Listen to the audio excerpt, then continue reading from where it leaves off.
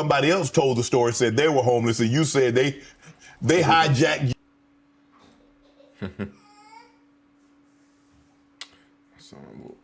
your story. Now I don't. At 13, I shouldn't have to tell you I'm homeless. I'm in Miami, Florida. I have no family members in Florida. I couldn't buy a house if I wanted to. I couldn't get an apartment if I wanted to. I don't have a credit history. Like, this is not a stretch for me to say that I'm homeless. I'm living in a park in Coconut Grove. The park still exists to this day. For 8 hours a day, I would get up and go to the library and study for 8 hours a day to increase my education. And then I would leave out of there and go to the marina and steal car radios and make $2,000 almost daily.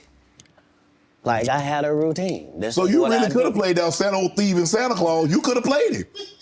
No, the Santa Claus wasn't a thief. The Santa Claus, you can't tell me. I read the script. Ricky Smiley told you he didn't read the script. The Santa Claus was a crackhead. He just had that outfit on.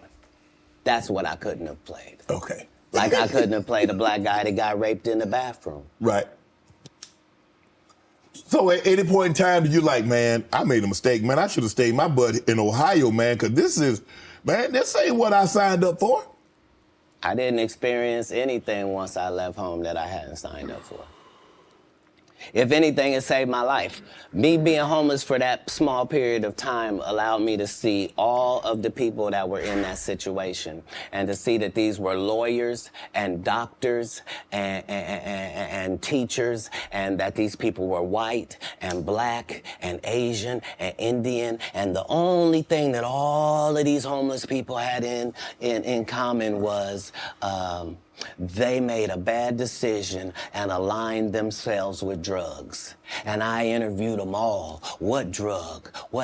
And guess what, Shannon? Nobody had a great story.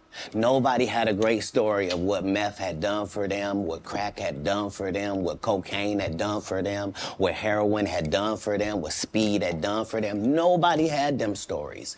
Everybody's story was, I had my life together. And then I decided to do this dumb thing. And I lost my wife, I lost my house, I lost my cars, I lost my reputation, and I'm now out here sucking penis in the woods. What? Talk about scared straight. You ain't got to worry about me. If it ain't weed or nicotine, you won't see me touching it. I don't want no parts. I done seen what these things can do to people. Anything that take over your free will is the devil itself. Have you ever thought about what your life would have been had you stayed in Dayton, Ohio? Check out these deals of the week at Walgreens.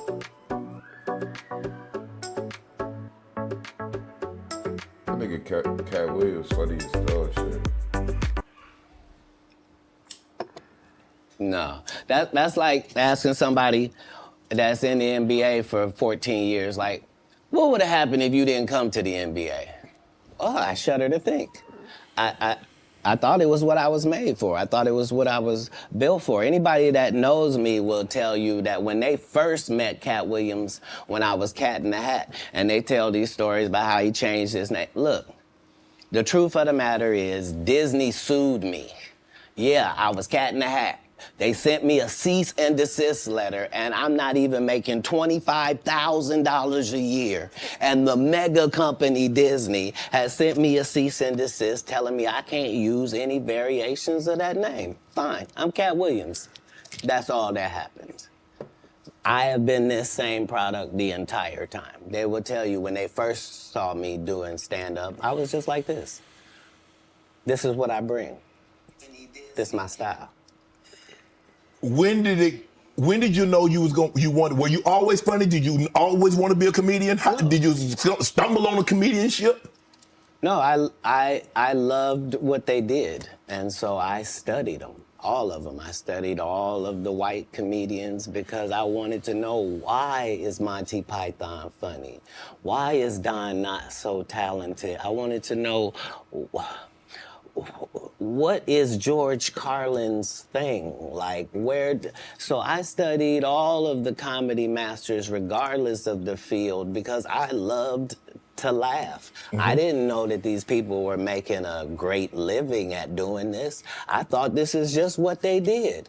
They tell jokes, they're funny people, but I loved the craft. And that's why when I got into the craft, I thought it was my obligation to make sure that I kept writing new material so much that it forced these comedians to stop doing the set they've been